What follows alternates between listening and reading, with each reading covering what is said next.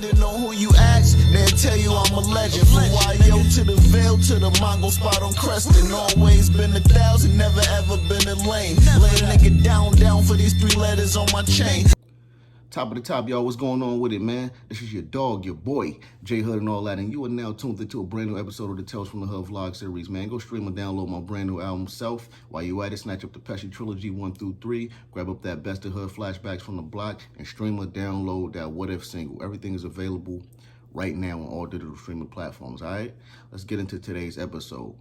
We're going to speak about the part 2 of why the Talez From Da Hood album never dropped, all right? So in part 1, I was kind of explaining to you guys a little bit about why it was never released. This is the continuation, okay? All right, so, you know, to kind of reiterate what we were speaking about, like I said, we had 2 different deals, right? The Universal deal was on a major label, obviously. My budget on Universal to make the album over there was $350,000. It was, excuse me, it was either 300 or 350, one of the two. So that 350 or 300,000 was supposed to cover promotion, marketing, the videos, studio time, etc. You feel me? All right, now when I got over to Koch, the budget was only 200,000, right? It was either 200,000 or 225. I can't remember. Y'all gotta excuse me. So anyway, nonetheless, that was supposed to cover the same thing over there. Now, to my knowledge, the budget was never cracked because we never shot any videos for that project. You know what I'm saying? But when I had went down to the label to, you know, just to see how things were going, as far as like, if things were if they was down there, like, you know, being on top of the business, I found out that the budget was cracked.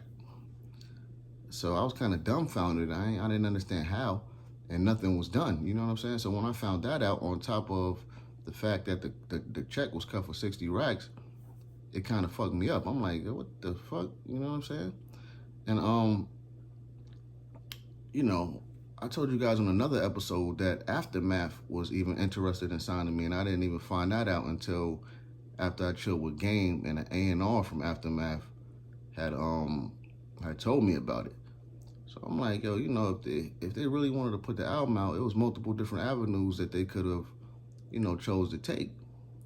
You feel me? Like, it's just clear they never wanted to put this out because, you know, it wasn't about numbers or the fear of not doing numbers, because respectfully, Sheek album never even, none of Sheek's albums went close to gold.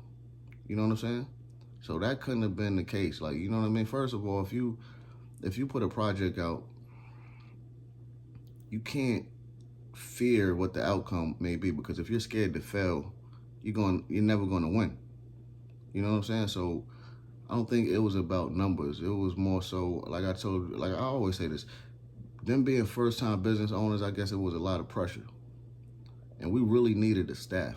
That's why I felt strongly about me staying on Universal, because if I would have stayed there, everything that I needed, I would have gotten. And if I would have kept the manager that I had originally, he would have made sure I got them things. You know, the manager that I end up hiring, shout out to him, he's a good dude, super good-hearted dude, that's my guy. You know what I'm saying? But if I would have kept the original manager, he would have put that pressure on him, because he didn't know them. You feel me?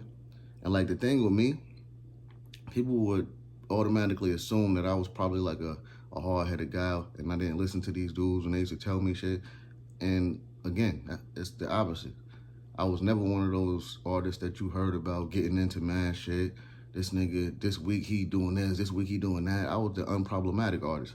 You know what I mean? Like, 90% of the shit that them niggas told me to do, I did it. The other 10%, I just rebelled by nature. You know what I'm saying? It's like, not saying that they were parental figures, but like anybody with their parents, you're not going to listen to 100% of the shit that your parents tell you. You know what I'm saying? Like, when you're a teenager, it's just nature. You're going to rebel a little bit. So for me to listen to 90% of the shit that them niggas said was awesome. You know what I mean? Like I said, I was unproblematic, but I always had my own mind. I always thought for myself. I had a unique way of thinking, and I always had my own crew and I was my own man. I was never a yes man. And they seen that from the gate. You know what I'm saying? That's why, you know, they chose to deal with me, and they seen something special within me out of all the people, because they've been seeing rappers from the gate that, you know, rappers from the town when they was coming up. They could have been scooped different dudes up, but they didn't. When they seen me, they seen, you know, potential and something, untapped potential, excuse me, and something that they haven't seen, they wasn't seeing, so they decided to work with me, you know what I mean? So that was like a gift and a curse, because it's easier to control someone that listens to everything, every single thing that you say. You know what I mean? Like, I heard this out of Sheik's own mouth. He was like, yo, if Hood ever blow, we ain't gonna be able to control him. Not saying that he not gonna listen, but we not gonna be able to control him, like control him, tell him everything to do, and he just gonna sit there and do it, and that ain't gonna happen. They knew that wasn't gonna happen like that, because I'm always gonna question some shit if it don't sound right. I'm not one of them niggas that you could be like, yo, man, the grass over there is yellow, and you could just look at it right now and see that it's green. Like, I'm not one of them niggas. You feel me? I'm an Aquarius. So it's just, that's just me. I'm different. The way I think is different. The way I view things is different. You know,